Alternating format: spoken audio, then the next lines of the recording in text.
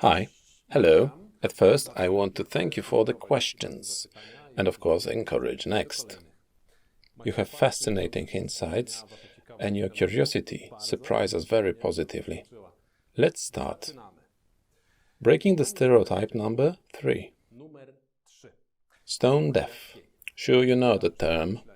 You've heard this somewhere? Even if you are unfamiliar with it, you feel what it means.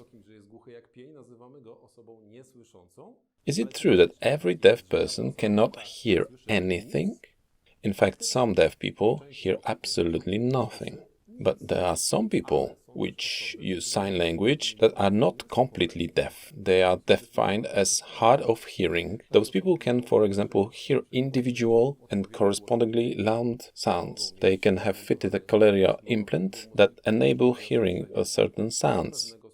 They may have lost some of their hearing or be born with hearing impairment. So why people with an implant or partial hearing loss using sign language? One of the reasons is social exclusion. Children which hear differently, they talk different. Friends are exclude such people from company because they don't understand them, or simply because it's easier to have a contact with hearing child. Therefore, very often, not only deaf people, but also hard of hearing are excluded from social life. What is the conclusion? Not always a person who uses sign language hears nothing.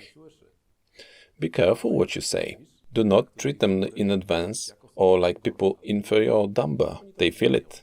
Each of them. And personally, I don't know a hard of hearing person who has not been discriminated, has not heard something about himself that in a different situation the hearing person would not tell. Feeling of impunity is a big but wrong. And at the end, I will add, beware, because you never know which death reads from your lips. That's all for today. Thank you for your attention and please feel free to ask questions. Moron, idiot, imbecile. I think everyone heard these terms, but just few know the definitions.